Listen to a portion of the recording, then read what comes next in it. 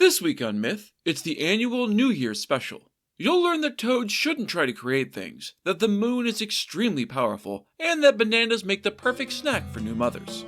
Then, in Gods and Monsters, a fish and a leopard will fall in love with the same elephant.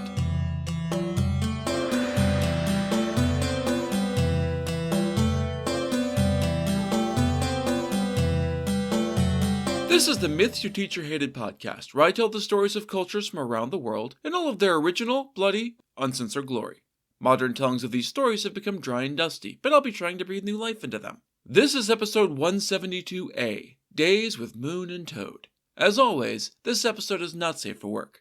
The year is once again almost over. Goodbye and good riddance. As always, with the death of the old comes the birth of the new, and so we're going to be looking at a creation story this week. Our tale comes from the Basoko people of the modern Democratic Republic of the Congo by way of African folk and fairy tales, edited by J.K. Jackson. In the old times, there was no land to be found, for all of it was completely submerged under the water. It was kind of like 1995's massive flop Waterworld, except somehow not as dismal.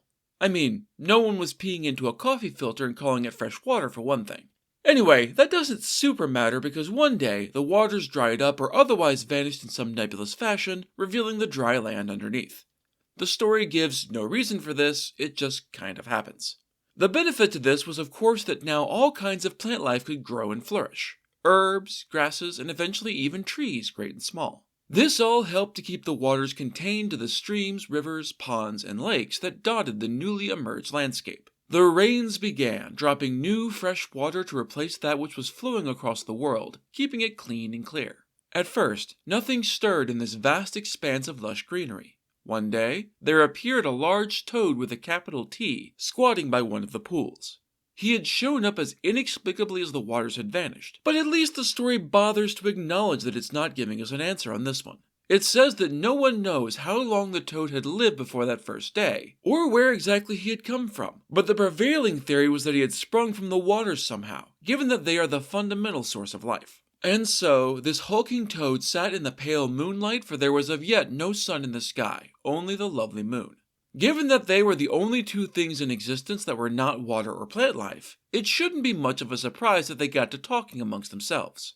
It wasn't like the plants were super talkative. I mean, if a lifeless chunk of rock hundreds of millions of miles away can somehow talk to a magical toad on the surface of the earth, there is really no reason why the plants couldn't talk, but suffice it to say that they don't. Whatever, moving on. The moon had a lot of time hanging all alone up there in the sky to look down on creation, and wonder if things could be different somehow. Better maybe. One day, after much such pondering, he opened up to Toad about a wild idea he'd had.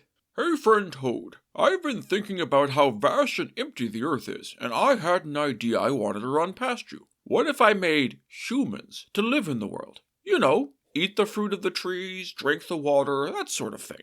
There's plenty of sustenance down there to keep such a creature fed, and I think it would really liven up the place. Thoughts? Feedback?" Toad blinked slowly as he digested Moon's words. That's an interesting idea, but may I make one suggestion? What if I make these humans instead of you, since I'm actually a creature who lives on the earth, while you're a personification of a lunar body who dwells in the sky? I understand their needs better. It just makes sense for me to do it, don't you agree? It was Moon's turn to digest. "That's an idea too. I appreciate the feedback, but I'm not sure I agree. I mean, yeah, you can make life, but your creations would only be able to have a brief existence since, as you say, you're a terrestrial creature. Being of the sky, I can endow them with timeless perfection and enduring life. Surely that must be better, right? It would be awful for them to have to die so quickly, and it would obviously suck for you to watch your creations fall apart like that. I think that I should be the only one with the power of creation, so that no one has to go through that." Toad croaked condescendingly. Don't be such a petty ass, Moon. We both have the power of creation, and being jealous of the fact that we share it isn't a good look. Come on, let me do it. I will give them the kind of form that I myself had always wished that I could have come into existence with. It's been my lifelong dream ever since you first mentioned it a few minutes ago, and I absolutely insist that I be allowed to make my dreams come true. Moon looked increasingly concerned. You're serious about this, huh? Look, I'm not being jealous. I'm worried about you, about them. If you go through this, it will kill you as surely as it will them. You will both only have brief existences in the world, and they will follow you into death. If you let me create them, it will end me as surely as it will you, but at least the humans won't have to die too. I can live on in them. I know that you're a big, strong toad and all, but you're really super frail and mortal in comparison to me. Reconsider, Toad. But the amphibian would hear no word against his impulsive idea. I get that you're angry, Moon, but I don't really give a shit.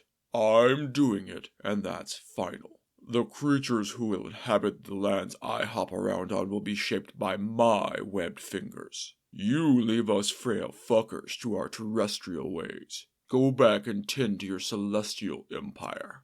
Moon still didn't like it, but he was apparently very easily bullied by the pugnacious toad.